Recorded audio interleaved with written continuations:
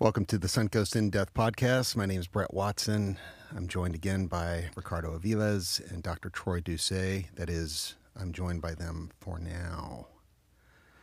Because this chapter that we're discussing from the Universal Christ is the resurrection journey. So I wanted to start off with the quote that he puts at the front of the chapter. I thought it was pretty boss. Everything will be all right in the end. If it's not all right, it's just not the end. So what do you think? Anything stand out in particular in this chapter for you? I love the way he starts with the quote as well. Reminds me of Julian of Norwich, her whole theology of all shall be well. All shall be well. It's going to be okay. Yeah, she's worth reading for sure. Absolutely. Absolutely. So this chapter kind of rolls out of, last week's chapter, which was this whole concept of we can't carry it alone. All suffering is one suffering in a sense, just as all things in all their diversity is one thing in a sense. And so he goes in this chapter and he says, well, if we buy into the concept of all suffering is everyone's suffering, one suffering, then we'd have to say that about resurrection as well. So he points out that especially I would say in the Western version of Christianity, there's this kind of hyper focus on the miracle of the resurrection, the resurrection of this one person, Jesus of Nazareth, and using that as a proof for their set of beliefs, which we've talked a lot about. Checkmate. Yeah, right. But what he's pointing out here is that that's really not the way the Bible treats the resurrection, nor is it the way that, historically speaking, the early church, and then even later now, even today, the Eastern Church. The resurrection is not simply a one-time event, but that resurrection can be seen everywhere, throughout creation. It's one of those things that has been kind of confirmed by modern-day science, but that was intuited by religion long before that. So, but what do you guys think of when you hear the word resurrection? First thing that comes to mind is... Well, I mean, I've had a lot of discussion with a lot of different people, like in this area, and I had a buddy of mine. He's in seminary in New York, and we were talking about the resurrection. It was around Easter time, and he's like, I don't believe in like a full physical like zombie Jesus walking around resurrection. He put it more the way that Rohr puts it here, that it was much more about the Spirit of Christ that was resurrected. And I thought it was interesting when he was saying he was in school and his professor said, like, if you put a camera out in front of the tomb, I don't think you'd see a man walking out of the tomb, but a beam of light, which is along the same lines of what my buddy was saying. And, unfortunately, it's not anything that we can empirically prove. Yeah. But I think the Spirit of Christ is much more powerful and of an idea than just a physical resurrection. Now, just to kind of come at you, the Rohr also is careful to say in this chapter that he does, in fact, believe in the physical resurrection. Sure. That he's very orthodox in that area. Yeah, he even claims that. He's like, I know this is very traditional of me to think this. And he admits, like you mentioned, that, look, this is nothing I can prove empirically. Right. But he believes in it, mainly because of the emphasis that he thinks is due physicality in theology. So, and I get that. I personally believe in the physical resurrection. But my only point in saying that is, okay, that's not the emphasis. Right, exactly. If you're hyper-focused on whether or not it was true or myth or whatever you want to call it. Yeah. You're losing the point, and Yeah. you're missing the point of the whole thing. Well, you think of just the linguistically, etymologically, the word re, then surrection means to come up from. You can't re something unless it's already been done. So to bring back again, we see this over and over. Like, Dude, I love that. That's a really good point. the idea is, we talk about, like, the Bible says, renew your mind. Well, you can't renew it unless it's already been nude and at some point. Yeah. And I don't mean N-U-D-E. I mean, Thanks for clarifying. it's been made new. And so we hear this talk of, like, salvific ideas of, like, this woman, after service one time, she was like, you have to be born again and this and that. I was like, that means, again, the same concept of resurrection. I cannot be reborn unless I've already been born. And so there's an emphasis on resurrection. Like, we see it in nature, like the grass dies and it comes back. And that could be very existential for us. And it gives us hope. Like, you're never out. All shall be well in the end. And if it's not the end, then guess what? It's still you still have time to make it well. And that's what I say. It's not just like motivational jargon, but, after divorce, dude, this is an opportunity, right? After everything that you feel that has killed you or had the potential to kill you, it's always a new opportunity to resurrect yourself, to reinvent yourself. And that's the beauty of it, man. I was renewed just this morning before I stepped into the shower. Yeah.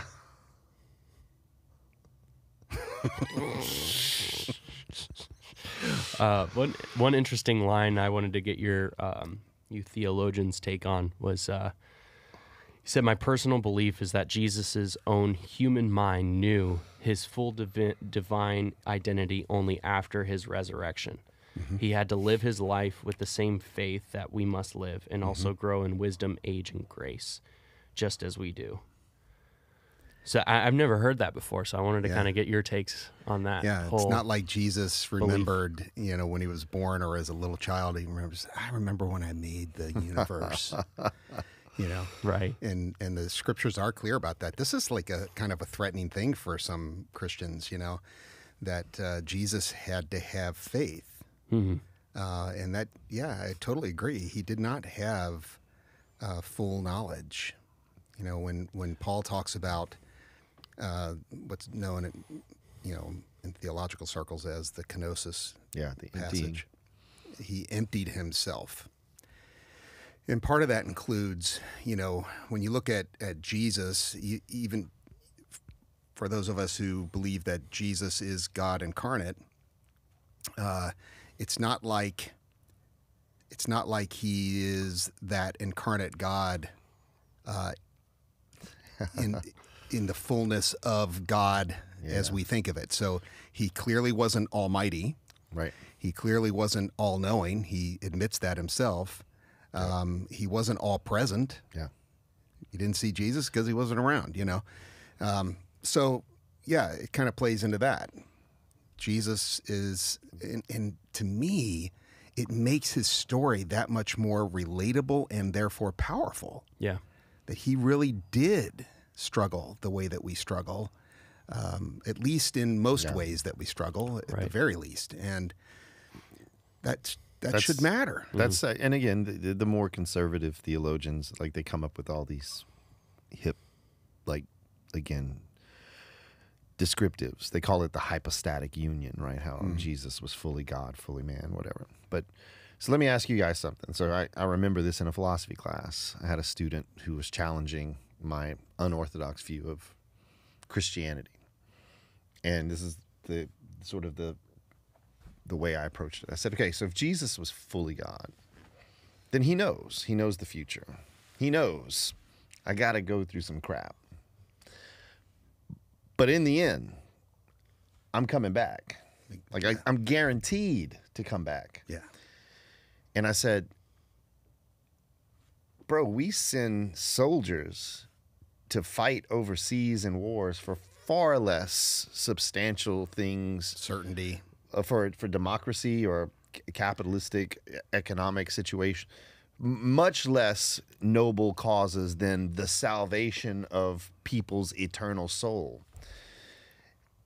So if Jesus knew, I said, if I knew, like, hey, Troy, you're going to save, I would do it just for my kids, my 3 kids. Right. You're gonna be whipped. You're gonna be hung on a cross, naked, dude. It's gonna be the worst pain ever. But you're guaranteeing your kids' future, guaranteed. And you're gonna die, but you're gonna come back. I guarantee it. Mm-hmm.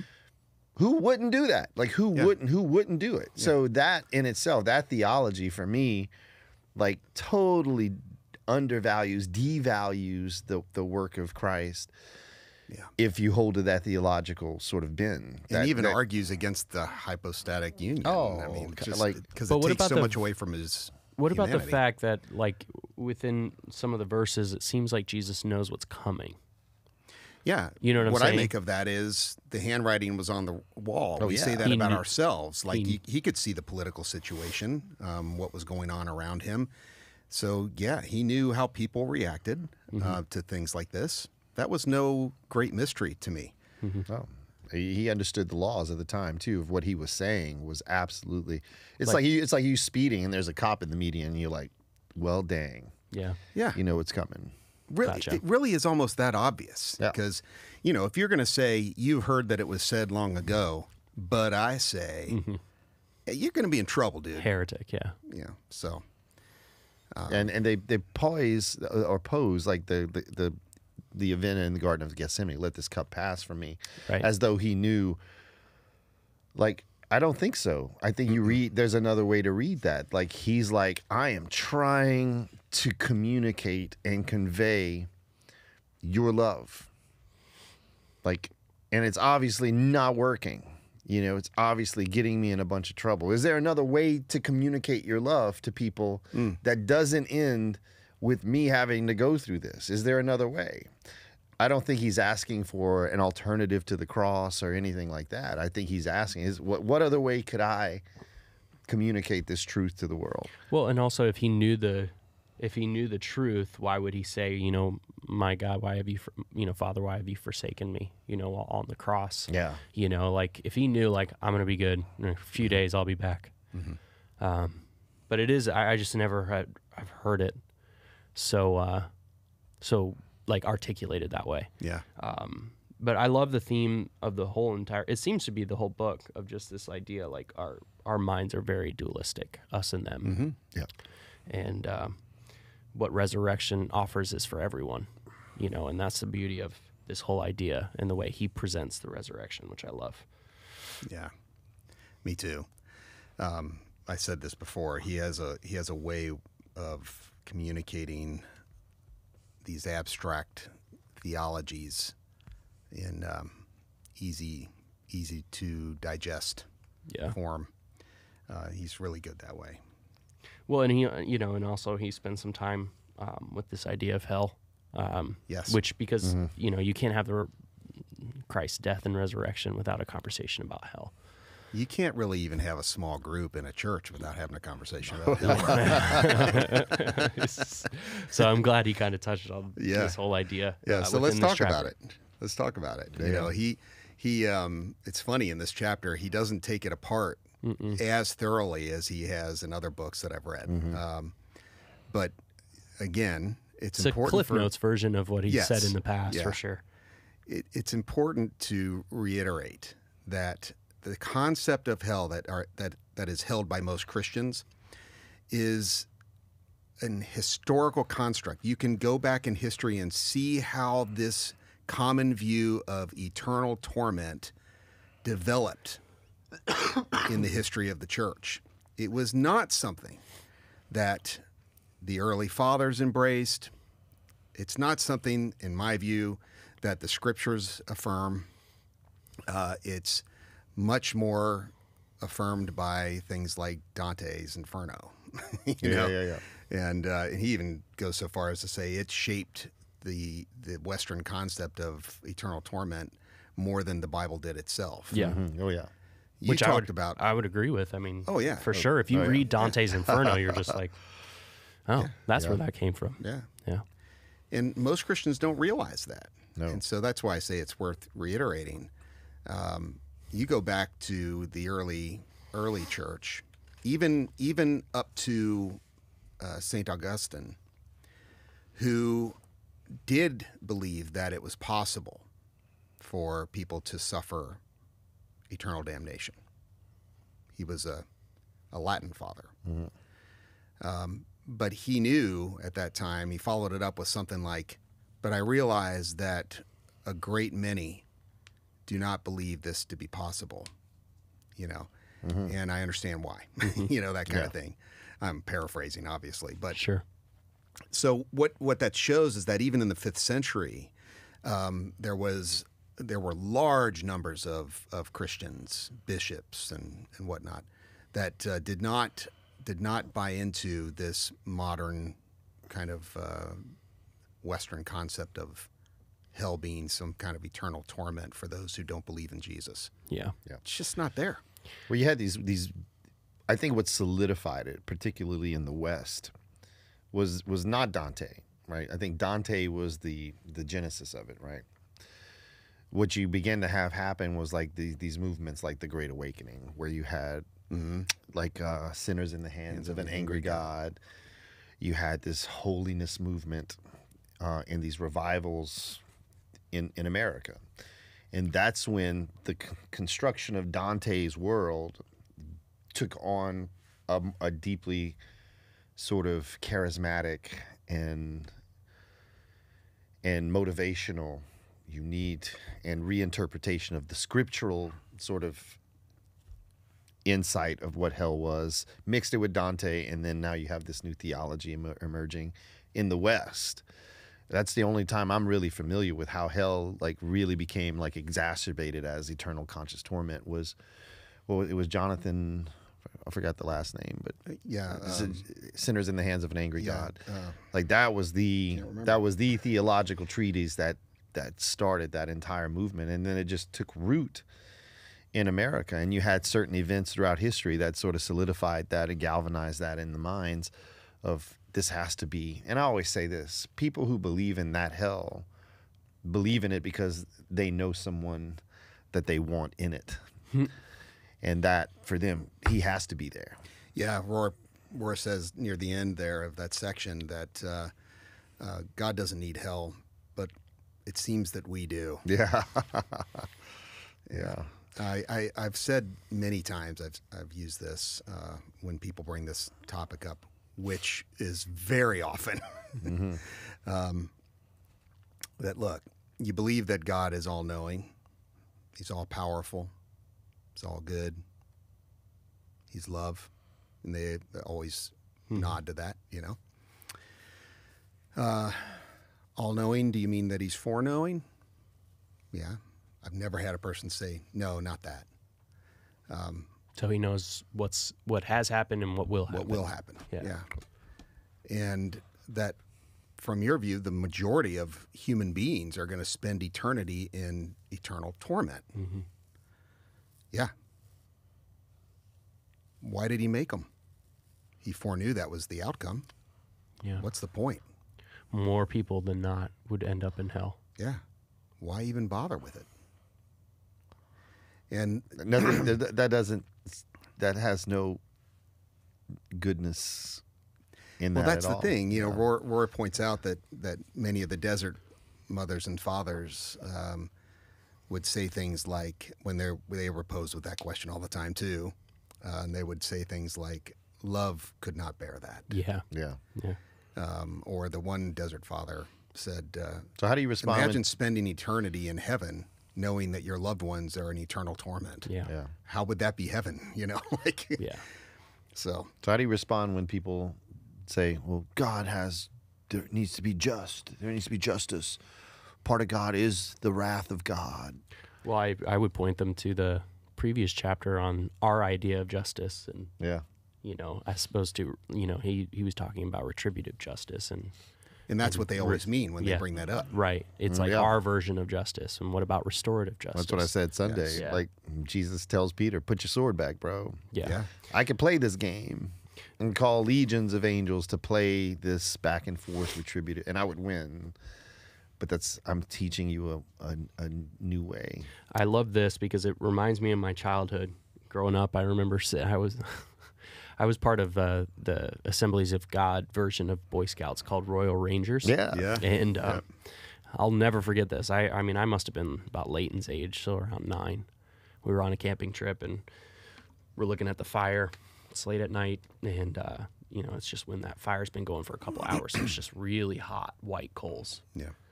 And the leader was just like, talking to us about hell, and he's like, you see those white hot coals right there? Those don't even come close to how hot hell is. And this, I mean, yeah. I'm 33 now. I can still visualize that entire moment. Well, and so I love this line from the book, and you highlighted it. If you are frightened into God, it is never the true God that you meet. If you are loved into God, you meet a God worthy of both Jesus and Christ. Yeah. How you get there is where you arrive. Yeah. And for so many Christians, they are scared.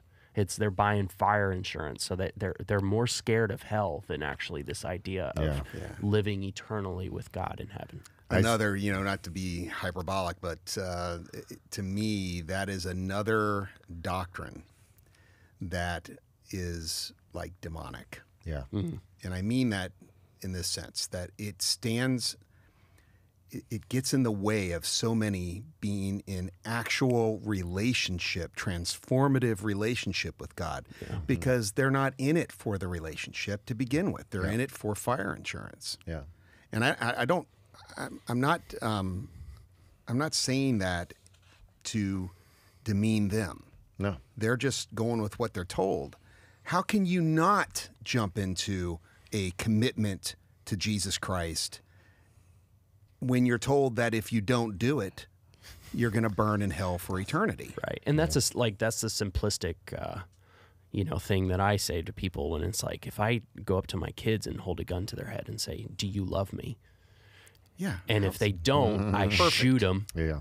Then that's not real love. Yeah. They're just saying because they don't want to die that they love me. Yeah. But this is the love that we perpetuate throughout Christianity, that God loves us only if. And if you don't say the right words, therefore you're dead. There's a martyr story out of Vietnam that's kind of the reverse of that, where a Christian family was rounded up by the authorities, and they found a Bible in the house. They brought it out in the front yard. They had them all down on their knees, in a circle, and they put the Bible in the middle of the circle, and they said, "Spit on this and renounce your faith." And the family did it, except for their youngest daughter, and she died for it. She wouldn't do it. So there's the opposite, where her relationship was so profound between her and the God that she believed in that she was unwilling to spit on the Bible, Yeah. But you're right. That's a perfect analogy. Yeah. I mean, I have a much less eloquent way to say that than what Rohr's posed, but I always say, what you catch them with is what you keep them with. Yeah. And there are lots of people who have been caught by fear, anxiety of an eternal conscious torment. Yeah. And so let me that's ask how you guys. that's how they stay. That's how they stay committed. And love is absolutely like secondary to, this type of obedience and fear, as opposed to like love and service, Mm-hmm. Yeah, that's a good point. I mean, it's not like they can't have any love for God, right, as they move along. Right? Sure. It doesn't get in the way in that sense. I'm glad that you said that to help me clarify what I said earlier. But you can see how it does get in the way to some extent, right? Yeah. And Rohr even points out that, well, he doesn't point this out. He just kind of asks the question, how do you ever get past that so that it's not affecting your relating to God in negative ways? How do you get past something that you were told when you were a child, in those formative years, You had that, right? Yeah, so how man, how do you see that changing over time? Because you did get past it, Yeah. right? Is that fair to say? Yeah. I mean, you still see white hot coals. So maybe you're not all the way past it, but you're on your way. Trauma is a childhood trauma. We all have it. Yeah, I don't know.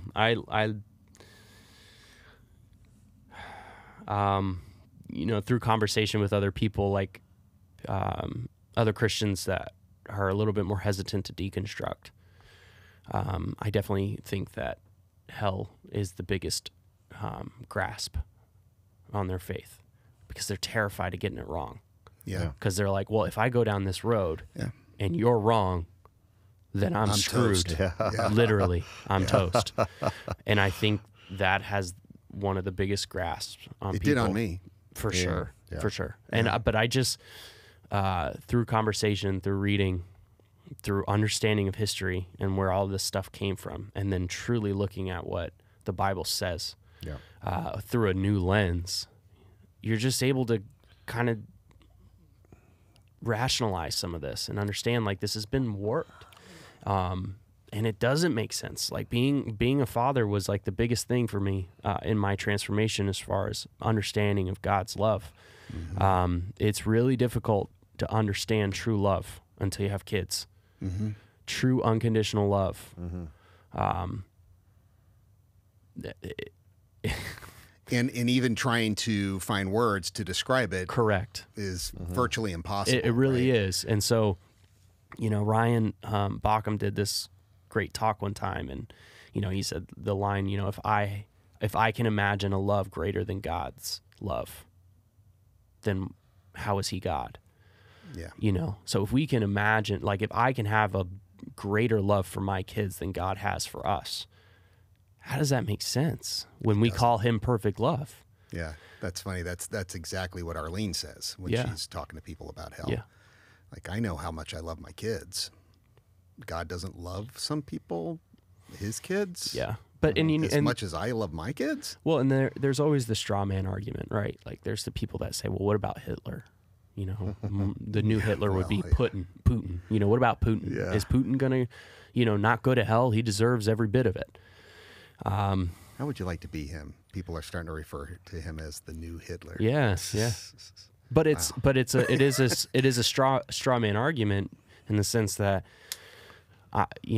how would you respond to that? How would you respond to, like, well, if God is love and his love is restorative and, can resurrect anyone, because, like, even this line, it says, no gospel will ever be worthy of being called good news unless it is indeed a win-win worldview and good news for all the people. That's including the really, really bad people. That's so well said, too. Yeah. Yep. That's like what you say. If good news isn't good news for everyone, then it's not good news. Like, Yep. So True. I think, man, it comes down to how we view the text, right?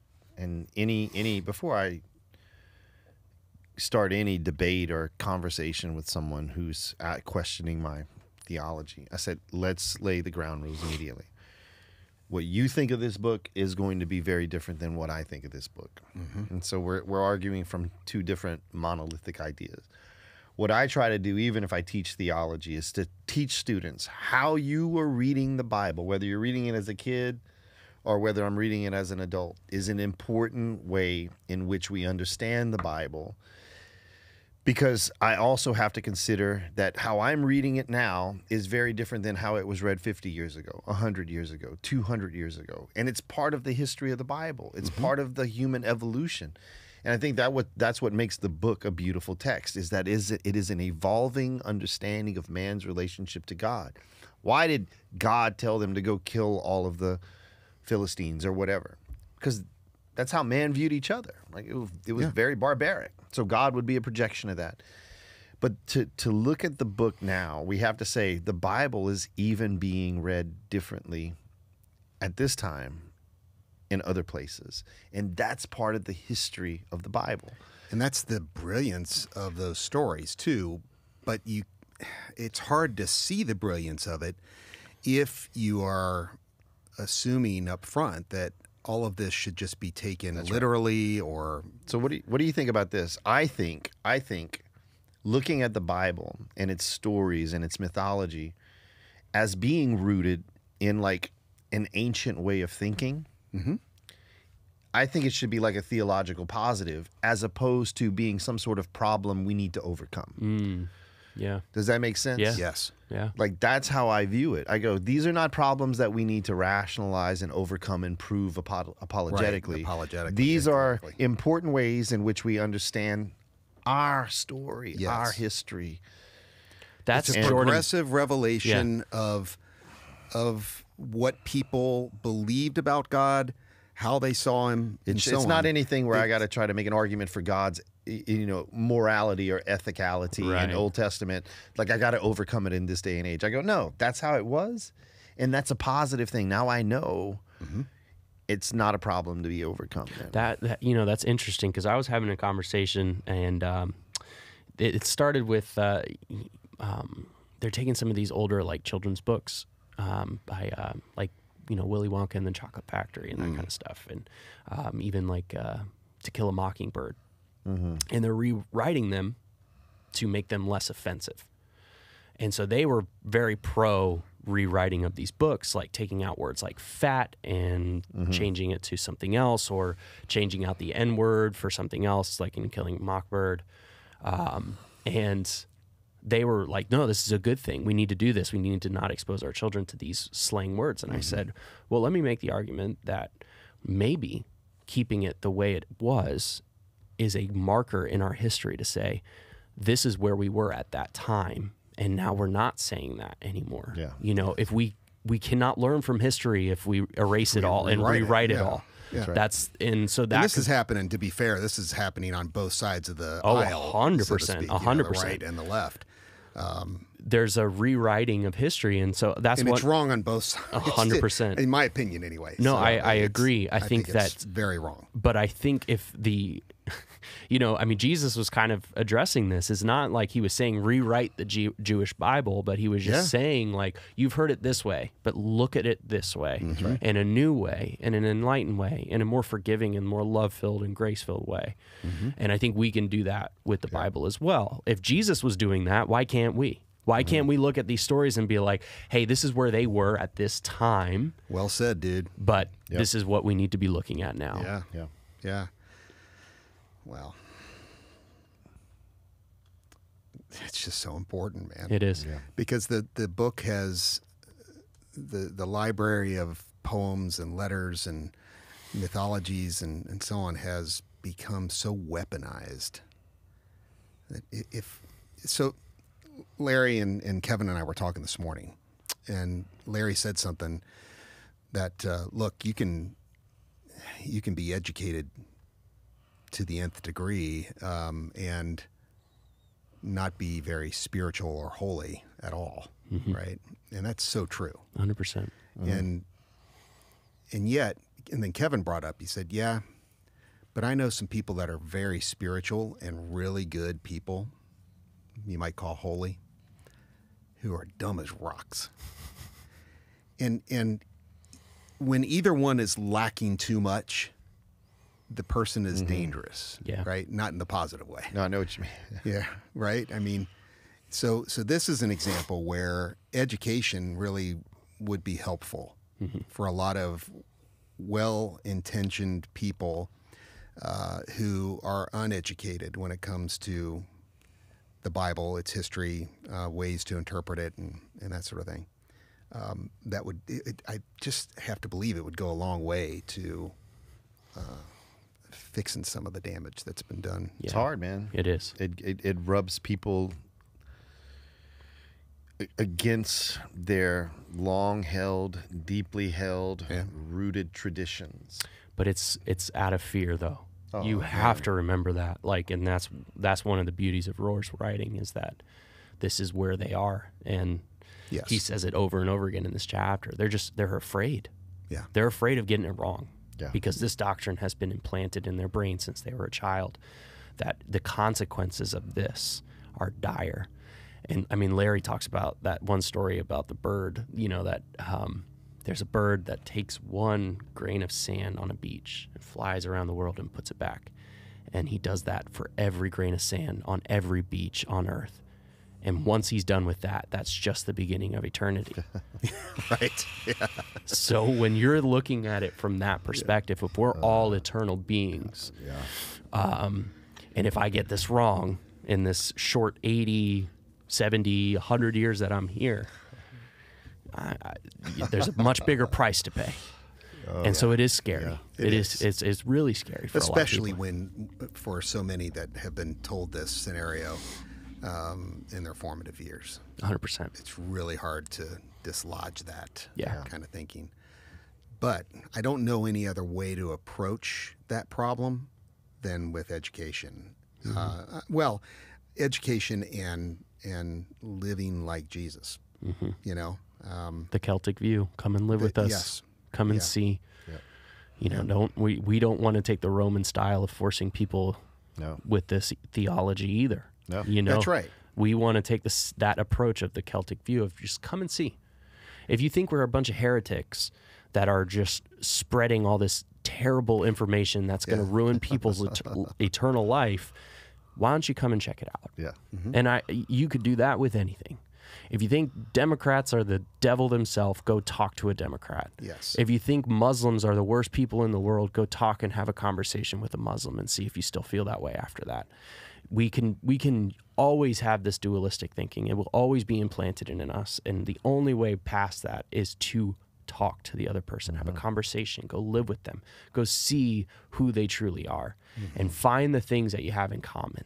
And it'll grow you spiritually, mentally, in every... Grow you in so That in many ways. itself is an education. Yeah. Exactly. Yeah. Exactly. All right. So I wish you guys well on your resurrection journey. Yeah, man. Same to you. We'll Thanks. be okay. It's good stuff. Thanks, Brett.